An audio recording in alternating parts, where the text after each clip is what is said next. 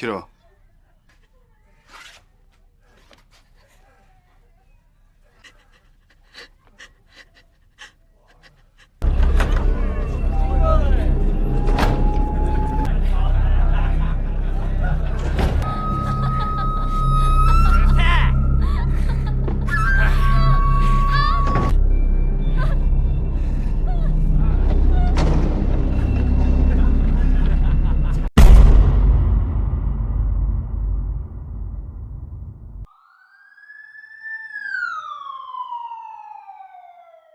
Oke kawan-kawan, kali ini aku mau cerita sedikit lah dari sebuah film yang berasal dari negara K-pop yaitu Korea. Dimana kali ini aku bakal merangkum sebuah alur film yang diangkat dari sebuah kisah nyata yang penuh dengan makna bersejarah. Semoga dengan menonton film ini bisa membuat kita lebih jauh untuk bersyukur, terutama buat penonton wanita, karena kita dilahirkan di era setelah kemerdekaan. Oke kawan-kawan, daripada penasaran mending kita langsung saja ke alur ceritanya.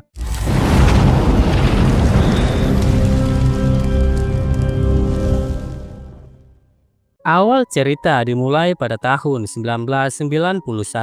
Kita diperlihatkan seorang wanita yang sudah tua, di mana wanita ini menceritakan sebuah pengalamannya yang menjadi salah satu korban dari kekejaman tentara Jepang pada masa Perang Dunia Kedua, di mana pada masa itu gadis muda yang masih berusia 7-14 tahun diambil paksa dari keluarganya untuk dijadikan budak atau wanita penghibur. Seorang wanita tua yang bernama Yonghi juga turut ikut merasakan kekejaman dari tentara Jepang. Yonghi merupakan korban yang berhasil selamat. Kemudian kita flashback pada tahun 1943. Hiduplah seorang gadis muda bernama Jungmin yang tinggal di Gyeongsangnam, Korea. Pada saat masa itu, Jepang sangat berkuasa di tanah Korea. Jungmin yang mendengar pemuda-pemuda di desanya yang dipaksa Jepang untuk dijadikan tentara. Seperti gadis pada umumnya, Jungmin suka menghabiskan waktu bermain bersama teman sebayanya. Jungmin kemudian mendapatkan jimat saat memenangkan sebuah permainan. Setiap harinya Jungmin selalu menunggu ayahnya pulang berjualan.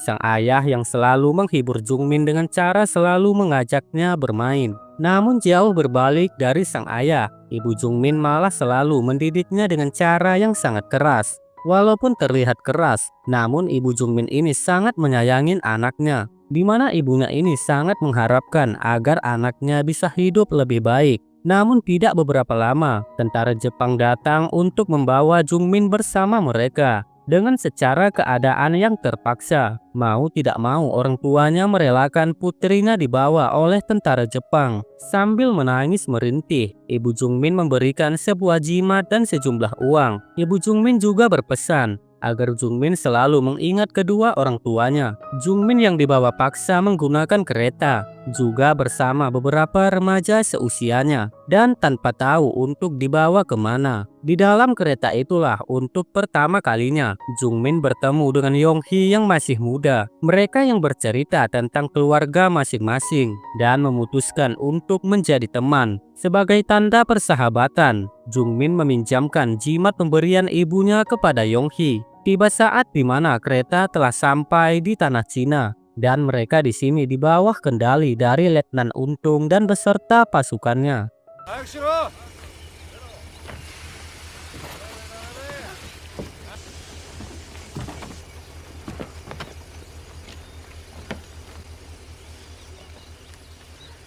Kita kembali ke tahun 1991. Terlihat seorang ibu yang mengantarkan anaknya yang bernama Enkyung kepada seorang dukun. Si ibu di sini mengatakan kalau anaknya tidak mau berbicara setelah peristiwa yang mengerikan terjadi kepada mereka. Lantas dukun Songhee berkata, dia yang akan merawat Enkyung karena menurut si dukun, Enkyung memiliki kekuatan gaib di dalam dirinya. Tidak lama kemudian, dukun Songhee melakukan sebuah ritual yang bertujuan untuk menenangkan arwah keluarga pasien. Saat ritual berlangsung, Enkyung kemudian bertemu dengan seorang kakek yang berjalan di kejauhan. Ternyata kakek ini adalah sebuah arwah yang sudah meninggal dunia. Dia datang untuk menyampaikan pesan kepada anak perempuannya. Melalui Enkyung, kakek itu mengatakan bahwa dia menaruh pesan di dalam lemari tua. Si kakek kemudian meminta maaf dan berterima kasih kepada anak dan juga menantunya. Selanjutnya Dukun Songhee mendatangi Yonghee tua di tempat kerjanya. Dukun Songhee meminta Yonghee membuat seragam baru untuk anak muridnya. Tiba-tiba Enkyung pingsan saat menyentuh benda buatan dari Yonghee tua. Kemudian kita kembali ke masa lalu. Tentara Jepang menyekap Jungmin dan para lainnya di tempat penghibur. Rumah ini dikelola oleh seorang wanita bernama Madame Godama. Selama berada di rumah tersebut, mereka hanya diperbolehkan menggunakan bahasa Jepang. Madame Godama bertanya, berapakah umur mereka? Kemudian Jungmin menjawab, umurnya masih berusia 14 tahun. Kemudian dia dibawa untuk menemui seorang dokter. Hai, hai.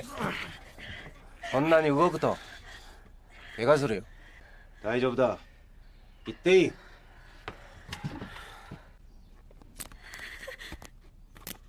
Pada malam harinya, Jungmin ditempatkan di sebuah ruangan. Seorang tentara memanggil Jungmin dan memaksa Jungmin untuk diperkedot. Jungmin yang tidak ingin melayani tentara tersebut. Jungmin yang berusaha berontak. Namun tentara itu memukul kepala Jungmin hingga dia pingsan. Tidak cuma sekedar Jungmin, remaja-remaja lain bahkan juga diperkedot oleh tentara Jepang. Kemudian Enkyung yang masih berada di rumah Yonghee tua. Kemudian Enkyung terbangun dari pingsannya. Di sini Enkyung berkata saat dia memegang jimat buatan Yonghee, dia banyak melihat tentara dan kupu-kupu. Yonghee pun langsung sadar bahwa Enkyung bisa melihat masa lalunya. Kemudian cerita berlanjut saat Letnan Untung dan anak buahnya sedang membuat lubang. Tiba-tiba saja tentara Korea datang untuk menyerang mereka. Namun sayangnya tentara Jepang dengan sangat mudah membalikkan keadaan. Mereka langsung menghabisi para tentara Korea yang mencoba menyerang mereka. Saat jalan pulang ke markas, tentara Sugiono mengambil baju yang dipakai oleh mayat remaja dari korban tuna susila. Pada saat di markas penghibur,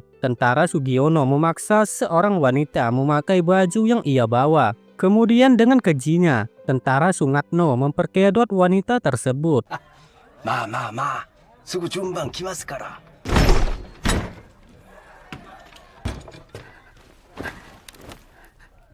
Hiro.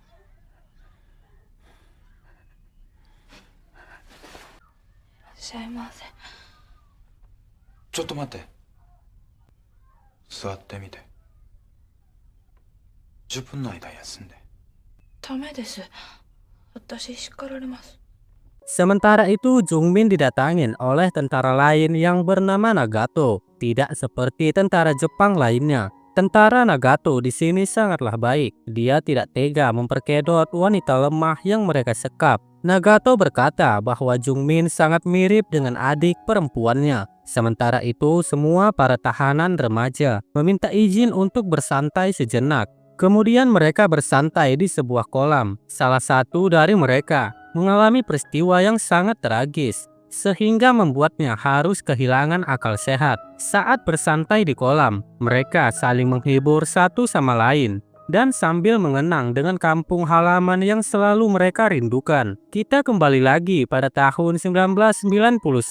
Pemerintah Korea Selatan membuat kebijakan terhadap para korban kekerasan seksual dari tentara Jepang dengan tujuan untuk memperlengkap cerita sejarah yang ada. Kemudian Yonghee tua melaporkan dirinya kepada pemerintah. Di tempat lain saat Enkyung mencari obat untuk temannya, Enkyung kemudian mendapatkan kekuatan goib untuk merasakan penderitaan wanita penghibur. Setiap harinya wanita penghibur di sana selalu diperkedot tanpa henti oleh tentara Jepang. Bahkan mereka juga dipaksa melayani nafsu bejat tentara Jepang pada saat datang bulan. Sementara itu Jungmin dan para remaja lainnya disuruh bekerja untuk mencari kayu. Jungmin mendengar bahwa salah satu teman dari mereka tiba-tiba saja menghilang. Mereka beranggapan bahwa teman mereka tersebut telah dihabisi oleh tentara Jepang. Jungmin juga mendengar bahwa perang dunia akan berakhir. Kemudian dia mengajak temannya untuk melarikan diri dari rumah para penghibur. Dalam perjalanan tiba-tiba saja Jungmin jatuh sakit.